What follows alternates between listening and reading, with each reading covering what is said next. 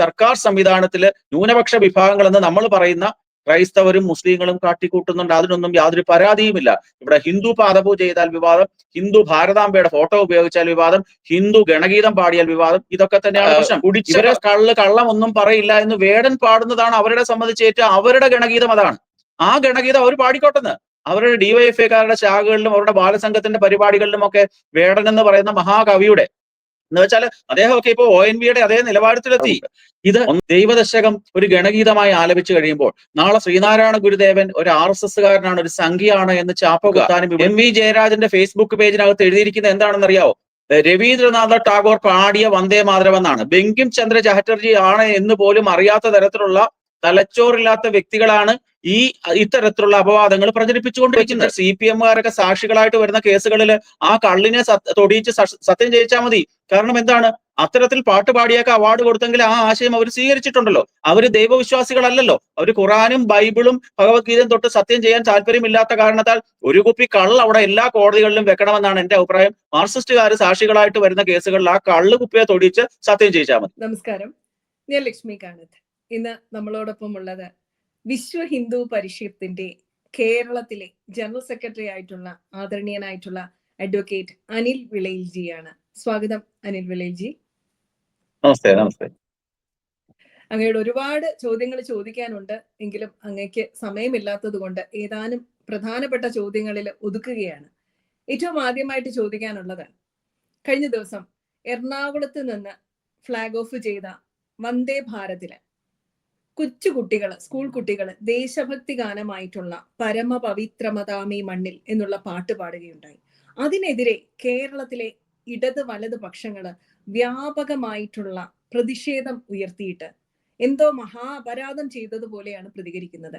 എന്താണ് ഇതിന് പിന്നിലുള്ള ചേതോവികാരം? നമ്മുടെ മാതൃഭൂമിയെ വന്ദിക്കുന്നത് ഇത്ര വലിയ തെറ്റാണോ? ഒരിക്കലുമല്ല. സത്യസന്ധമായിട്ട് പറഞ്ഞാല് ഈ വിവാദം ഒരു വൻ വിജയമാണ്. ഹിന്ദുത്വ ആശയങ്ങൾ ഇഷ്ടപ്പെടുന്നവർക്കും സംഘപരിവാറിന്റെ ആശയങ്ങളെ ഇഷ്ടപ്പെടുന്നവർക്കും ഏറ്റവും നല്ല ഒരു വളരാൻ പറ്റിയ ഒരു ചാലക ശക്തിയായി മാറിയിരിക്കുകയാണ് ഇന്നലത്തെ ഈ സംഭവം. അതിന്റെ കാരണം, ഇത് ഈ ഗണഗീതം അറിയാൻ വയ്യാത്തവർ പോലും അത് തിരഞ്ഞന്വേഷിക്കുന്നു, ആ പാട്ട് കേൾക്കുന്നു. ഫേസ്ബുക്കിലും വാട്സാപ്പിലും ഒക്കെ എല്ലാവരും സ്റ്റാറ്റസ് ആയിട്ടും അല്ലാതെ ഇപ്പൊ നമ്മൾ ഫേസ്ബുക്ക് ഓപ്പൺ ചെയ്യുകയാണെങ്കിൽ പോലും ഈ പാട്ട്, ഈ ഗണഗീതം മാത്രമാണ് കേൾക്കുന്നത്. കേരളത്തിലെ കമ്മികളെ സംബന്ധിച്ചിടത്തോളം, ജിഹാദികളെ സംബന്ധിച്ചിടത്തോളം അവർ ഇന്നും ഏതോ ഒരു ഇരുണ്ട യുഗത്തിൽ കഴിയുന്നു എന്നുള്ളതിന്റെ പ്രകടമായ തെളിവാണ്. അല്ലെങ്കിൽ ആവശ്യമില്ലാതെ ഇത് വിവാദമാക്കി രാഷ്ട്രീയ സ്വയംസേവക സംഘത്തിന് ഇത്രയും ഒരു നേട്ടം ഉണ്ടാക്കി കൊടുക്കാൻ ഈ വിഡ്ഢികൾക്കല്ലാതെ വേറെ ആർക്കും സാധിക്കില്ല എന്നുള്ളതാണ് യാഥാർത്ഥ്യം. നമ്മൾ മനസ്സിലാക്കേണ്ടത്, രാഷ്ട്രീയ സ്വയംസേവക സംഘം അതിന്റെ 100ാം പിറന്നാൾ ആഘോഷിച്ചുകൊണ്ടിരിക്കുന്ന ഒരു കാലഘട്ടമാണ്. ആ കാലഘട്ടവും ഈ ദിവസങ്ങളിൽ ഈ വിവാദവും ഉണ്ടായതും ഒക്കെ തന്നെ വളരെ ശരിയായ ഒരു സൂചന നൽകുന്നതാണ്. രാഷ്ട്രീയ സ്വയംസേവക സംഘത്തിന്റെ ശാഖയിലെ നിത്യ കാര്യക്രമം അനുസരിച്ച് നടക്കുന്ന ഒന്നാണ് ഗണഗീതം. ആ ശാഖയിൽ പങ്കെടുക്കുന്ന സ്വയംസേവകരെല്ലാം കൂടി ആ ശാഖ അവസാനിക്കുന്നതിന് തൊട്ടു മുമ്പ്, പ്രാർത്ഥന ചെല്ലുന്നതിന് മുമ്പ് ഒന്നിച്ചിരുന്നു കൊണ്ട് ഒരേ താളത്തിൽ ഒരേ മനസ്സോടുകൂടി ധാരാളം പാട്ടുകൾ പാടാറുണ്ട്. ഈ ഗണഗീതം എന്ന് പറയുന്നതിന്റെ അർത്ഥം തന്നെ, ഗണം എന്ന് പറഞ്ഞാൽ ഗ്രൂപ്പ് എന്നാണ്, ഗീതം എന്ന് പറഞ്ഞാൽ സോങ് ആണ്. ഇതൊരു ഗ്രൂപ്പ് സോങ് ആണ്. എല്ലാവർക്കും ആവേശം കിട്ടത്തക്ക രീതിയിൽ ഈ ത്യാഗോജ്ജലമായിട്ടുള്ള ഭാരതത്തിന്റെ പൂർവ്വകാല ചരിത്രം മനസ്സിൽ ഉറപ്പിക്കുന്നതിന്റെ ഭാഗമായിട്ട് അത്തരത്തിലുള്ള ധാരാളം ഗീതങ്ങൾ ആലപിക്കുന്നുണ്ട്. അത് എഴുതിയ വ്യക്തികളുണ്ട്, അജ്ഞാതരായ വ്യക്തികളുമുണ്ട്, ആരാണ് എഴുതിയെന്ന് അറിയാത്ത വ്യക്തികളുമുണ്ട്. ഇപ്പോൾ ഈ ചർച്ചയ്ക്ക് ഹേതുവായിട്ടുള്ള ഈ ഗണഗീതം ആരാണ് എഴുതിയതെന്ന് അറിയില്ല. അതാണ് അതിന്റെ ഏറ്റവും വലിയ പ്രത്യേകത. പക്ഷെ ആ പാട്ടിനകത്തെ ഏതെങ്കിലും ഒരു വാക്ക് ഒരു ഹൈന്ദവ ബിംബത്തെ പ്രതിനിധീകരിക്കുന്നതുണ്ടോ എന്ന് ഈ ചർച്ചകളിൽ എല്ലാവരും ചോദിക്കുന്നത് കേട്ടു. ഇതിനെ അനുകൂലിക്കുന്നവരൊക്കെ തന്നെ. ഈ ചർച്ചകളിൽ പങ്കെടുത്ത ഒരാൾക്ക് പോലും ഒരൊറ്റ വാക്ക് പോലും അതിൽ കണ്ടുപിടിക്കാൻ സാധിച്ചിട്ടില്ല. കൂടി വന്നാൽ ഹൈന്ദവ ബിംബം എന്ന് പറയുന്ന ഒരൊറ്റ വാക്കേ ഉള്ളൂ, നിർമാല്യം എന്നൊരു വാക്ക് അതിനകത്ത് കടന്നു വന്നിട്ടുണ്ട്. അത് ക്ഷേത്രവുമായ ചടങ്ങിന്റെ ഭാഗമെന്ന് വേണമെങ്കിൽ അവർക്ക് വിശേഷിപ്പിക്കാം. അതല്ലാതെ ഒന്നും ഉണ്ടായിട്ടില്ല. നമ്മൾ ചിന്തിക്കേണ്ട ഒരു കാര്യം, ഈ ഗാനം അവിടെ നിൽക്കട്ടെ, എത്രയോ ഗാനങ്ങള് ഞാനൊക്കെ ശാഖയിൽ പോകുന്ന കാലത്തൊക്കെ ഞാന് ഈ ദൈവദശകം, ശ്രീനാരായണ ഗുരുദേവൻ എഴുതിയിട്ടുള്ള ദൈവദശകം എന്ന് പറയുന്ന ആ മനോഹരമായിട്ടുള്ള കൃതി സംഘത്തിന്റെ ശാഖകളിൽ ഗണഗീതമായി ആലപിക്കുന്നുണ്ട്. സംഘത്തിന്റെ എല്ലാ കാര്യക്രമങ്ങളിലും മിക്ക അവസരങ്ങളിലും ഈ ദൈവദശകം ഒരു പ്രാർത്ഥനയായിട്ട് ആലപിക്കാറുമുണ്ട്. ഇത് ദൈവദശകം ഒരു ഗണഗീതമായി ആലപിച്ചു കഴിയുമ്പോൾ നാളെ ശ്രീനാരായണ ഗുരുദേവൻ ഒരു RSSകാരനാണ്, ഒരു സംഘിയാണ് എന്ന് ചാപ്പ കുത്താനും രാഷ്ട്രീയ സ്വയംസേവക സംഘം ഇതേപോലെ തന്നെ ഗണഗീതമായി സംഘശാഖകളിൽ ആലപിക്കാറുണ്ട്.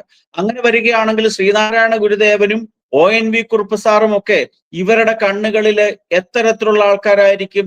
തനി സംഘികളായിട്ട് നാളെ ചിത്രീകരിക്കുന്നതിൽ തെറ്റു പറയാൻ സാധിക്കില്ല. കാരണം അത്രമാത്രം വളരാത്ത തലച്ചോറിന്റെ ഉടമസ്ഥരാണ് ഈ വിദ്യാ ആഭാസ മന്ത്രിയായിട്ടുള്ള വിവരക്കേട് ശിവൻകുട്ടി എന്ന് പറയുന്ന മന്ത്രി. അദ്ദേഹം പറയുകയാണ്, ഈ ഗാനം ആലപിച്ച നിമിത്തം നമ്മുടെ എറണാകുളം കലൂരിലുള്ള സരസ്വതി വിദ്യാനികേതനെതിരെ NOC റദ്ദാക്കും.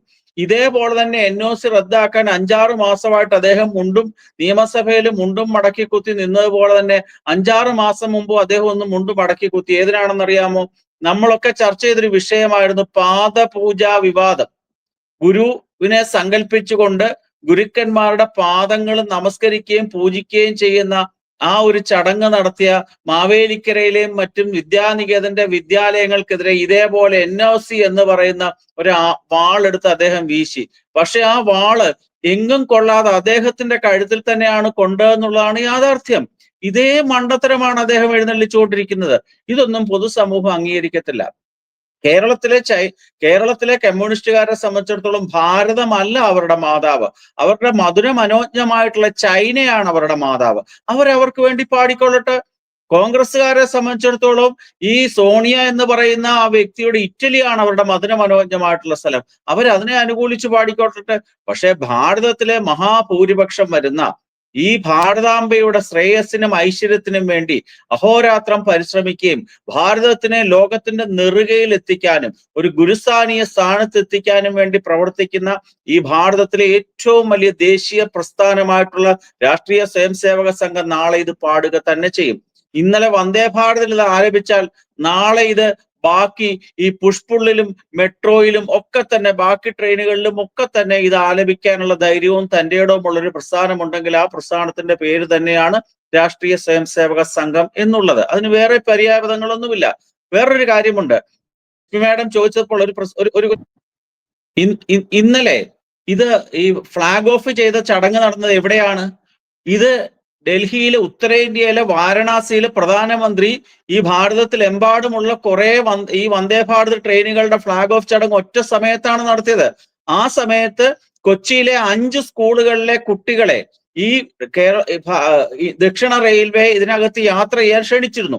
അതിനകത്ത് ഒരു സ്കൂള് മാത്രമായിരുന്നു കലൂർ സരസ്വതി വിദ്യാമന്ദിർ എന്ന് പറയുന്ന വിദ്യാലയം. ഭാരതീയ വിദ്യാനികേതന്റെ അനുശാസന പ്രകാരം പ്രവർത്തിക്കുന്ന സ്ഥാപനമാണ്. അതിനകത്തെ കുട്ടികൾ ഔദ്യോഗിക ചടങ്ങെന്ന് വെച്ചാൽ പ്രധാനമന്ത്രി നടത്തുന്ന യോഗമാണ്. ആ ചടങ്ങിൽ ഈ പാട്ടൊന്നും ആരും ആലപിച്ചിട്ടില്ല. ട്രെയിൻ യാത്രക്കിടയിൽ ഏതോ ചാനലുകാർ ഈ കുട്ടികളോട് ഒരു ഗാനം ആലപിക്കാൻ പറഞ്ഞു. അവരാദ്യം വന്ദേ മാതരം ആലപിച്ചു. വന്ദേ മാതരത്തിന്റെ 150-ാം വാർഷികമാണ്. ഈ വന്ദേ മാതരം ആരാണ് എഴുതിയെന്ന് പോലും അറിയാത്ത മണ്ടശിരോമണിമാരാണ് കേരളത്തിലെ കമ്മ്യൂണിസ്റ്റ് പ്രസ്ഥാനക്കാർ. ഞാനത് പറയാൻ കാര്യം തമാശയായിട്ട് ഞാൻ പറഞ്ഞതല്ല. നിങ്ങള് ഇന്ന് MV ജയരാജന്റെ ആ ഫേസ്ബുക്ക് പേജ് ഒന്ന് എടുത്തു നോക്കുക. MV ജയരാജന്റെ ഫേസ്ബുക്ക് പേജിനകത്ത് എഴുതിയിരിക്കുന്നത് എന്താണെന്നറിയാവോ? രവീന്ദ്രനാഥ ടാഗോർ പാടിയ വന്ദേ മാതരം എന്നാണ്. ബങ്കിം ചന്ദ്ര ചാറ്റർജി ആണ് എന്ന് പോലും അറിയാത്ത തരത്തിലുള്ള തലച്ചോറില്ലാത്ത വ്യക്തികളാണ് ഇത്തരത്തിലുള്ള അപവാദങ്ങൾ പ്രചരിപ്പിച്ചുകൊണ്ടിരിക്കുന്നത്. അതുകൊണ്ട് ഇതൊക്കെ ഒരു രാഷ്ട്രീയപരമായിട്ട് സംഘപരിവാർ പ്രസ്ഥാനങ്ങളുടെ ആശയങ്ങൾക്ക് ഒരു ഉത്തേജനം നൽകുന്ന ഒരു സംഭവമാണ്. ഇതിനെ വിവാദമായിട്ടല്ല എടുക്കേണ്ടത്.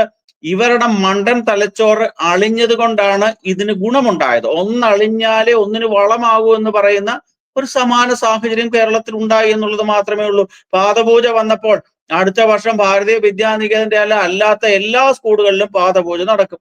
സ്വാതന്ത്ര്യദിനത്തിന് എല്ലാ സ്കൂളുകളിലും ഭാരതാംബയുടെ വേഷം ധരിച്ച കുട്ടികൾ രംഗത്തിറങ്ങും. എല്ലാ സ്കൂളുകളിലും അടുത്ത വർഷം ഇതേ ഗണഗീതം ആലപിക്കാൻ ആയിരക്കണക്കിന് 10,000 കുട്ടികൾ തയ്യാറാകും. അതുകൊണ്ട് ഇതൊരു വളരെ ഗുണകരമായിട്ടുള്ള ഒരു സംഭവമാണ്. ഒരു വിവാദമല്ല, ഒരു നെഗറ്റീവ് കാര്യമല്ല, ഒരു പോസിറ്റീവായിട്ട് കാര്യമാണ്. നമ്മൾ വേറൊരു കാര്യം ആലോചിക്കേണ്ടതുണ്ട് ഈ സാഹചര്യത്തില്. സർക്കാർ നടത്തുന്ന പല ചടങ്ങുകളിലും സർക്കാർ അറിഞ്ഞുകൊണ്ടോ അറിയാതെയോ ധാരാളം പ്രവർത്തനങ്ങൾ നടക്കുന്നുണ്ട് സമാന സാഹചര്യത്തിലുള്ളത്. അത് നടത്തുന്നതൊക്കെ കേരളത്തിലെ ക്രൈസ്തവരായിട്ടുള്ള വിശ്വാസികളും ഇസ്ലാമിക വിശ്വാസികളും ആയതുകൊണ്ട് അവിടേക്ക് DYFI എന്ന് പറയുന്ന നട്ടലില്ലാത്ത പ്രസ്ഥാനം, ഹിന്ദുവിനെതിരെ മാത്രമേ അവർക്ക് തിരിയാൻ സാധിക്കത്തുള്ളൂ. നട്ടലോടുകൂടി അവർക്ക് ഈ ഇസ്ലാമിക വിശ്വാസികളെയോ ക്രൈസ്തവ വിഭാഗത്തിലുള്ള ആൾക്കാരെ എതിർക്കാൻ സാധിക്കില്ല. ഞാൻ സൂചിപ്പിച്ചത് കൊണ്ടോട്ടി വാഴക്കാട് എന്ന് പറയുന്ന പഞ്ചായത്തിലെ 10ാം വാർഡിലെ വെട്ടത്തൂർ ചാലിപ്രം എന്ന് പറയുന്ന ഒരു അംഗനവാടിയുണ്ട്. ആ അംഗനവാടി സർക്കാരിന്റെ പൈസ ഉപയോഗിച്ച് പുനർനിർമ്മിച്ച സമയത്ത് അതിന് ആരോടും ചോദിക്കാതെ മുസ്ലിമിന്റെ ഒരു പേര് കൊടുത്തു. എന്താണ് കൊടുത്തിരിക്കുന്ന പേര്? ഖ-ഈദെ മില്ലത്ത് അംഗനവാടി എന്ന് പേര് കൊടുത്തു. പെയിന്റ് അടിച്ച് കെട്ടിടത്തിൽ ആ പേര് എഴുതി വെച്ചു. പക്ഷെ അവിടുത്തെ ഹൈന്ദവരായിട്ടുള്ള ആൾക്കാർ പരാതി കൊടുത്തപ്പോൾ ആ പേര് മാറ്റി. അവിടേക്ക് ആരും മാർച്ച് ചെയ്ത് കണ്ടില്ല. DYFIക്കാരും കോൺഗ്രസ്സുകാരും ഒന്നും അവിടെ പോകാനുള്ള ധൈര്യം കിട്ടിയില്ല. കാരണം അവിടെ SDPIക്കാരുടെ കയ്യിൽ നിന്ന് നല്ല വീക്കം ഉള്ളൂ എന്ന് അവർക്കറിയാം. അതുകൊണ്ട് അവരവിടെ പോയില്ല. അതൊരു സംഭവം. കായംകുളം മുനിസിപ്പാലിറ്റിയിലെ 43ാമത്തെ വാർഡുണ്ട്. അവിടെ കേന്ദ്ര ഗവൺമെന്റിന്റെ പൈസ ഉപയോഗിച്ചുകൊണ്ട് നിർമ്മിച്ച ഒരു പദ്ധതി ഉണ്ട്. കേന്ദ്ര ആയുഷ്മാൻ മന്ദിർ എന്നാണ് അതിന്റെ പേര്. അതിന്റെ ഉദ്ഘാടനം നടന്നത് ഏകദേശം ഒരു 5-6 മാസങ്ങൾക്ക് മുമ്പാണ്. ആ വാർഡിലെ കൗൺസിലർ എന്ന് പറയുന്ന നവാസ് മുണ്ടകത്തിൽ എന്ന് പറയുന്ന ലീഗിന്റെ ഒരു കൗൺസിലറാണ്. ഉച്ചയ്ക്ക് ശേഷമായിരുന്നു ഉദ്ഘാടനം. രാവിലെ തന്നെ അവിടെ മുസ്ലിം പുരോഹിതനെ വിളിച്ചുകൊണ്ടുവന്ന് ബിസ്മില്ലാ ചൊല്ലിച്ചു. അവിടേക്കും ഒരാളും മാർച്ച് നടത്തി നമ്മൾ കണ്ടില്ല. ഇത് രണ്ടും മുസ്ലിങ്ങളായിട്ടുള്ള വ്യക്തികൾ സർക്കാർ ചടങ്ങിൽ അവരുടെ മതപരമായിട്ടുള്ള കാര്യത്തിനെ എപ്രകാരം ദുരുപയോഗപ്പെടുത്തി എന്നുള്ളതിന്റെ തെളിവാണ്. അടുത്ത കാലത്ത് തന്നെ തൃശ്ശൂരിലെ ഒരു സംഭവം ഉണ്ടായിട്ടുണ്ട്. ശിശുക്ഷേമ ഓഫീസറായിട്ടുള്ള ഒരു ബിന്ദു എന്ന് പറയുന്ന സ്ത്രീ അവരുടെ ഓഫീസിൽ ബൈബിളുമായിട്ട് വന്ന് നെഗറ്റീവ് എനർജി കളഞ്ഞ ഒരു സംഭവം ഉണ്ടായിട്ടുണ്ട്. ഇങ്ങനെ ധാരാളം സംഭവങ്ങൾ ഈ സർക്കാർ സംവിധാനത്തില് ന്യൂനപക്ഷ വിഭാഗങ്ങൾ എന്ന് നമ്മൾ പറയുന്ന ക്രൈസ്തവരും മുസ്ലിങ്ങളും കാട്ടിക്കൂട്ടുന്നുണ്ട്. അതിനൊന്നും യാതൊരു പരാതിയുമില്ല.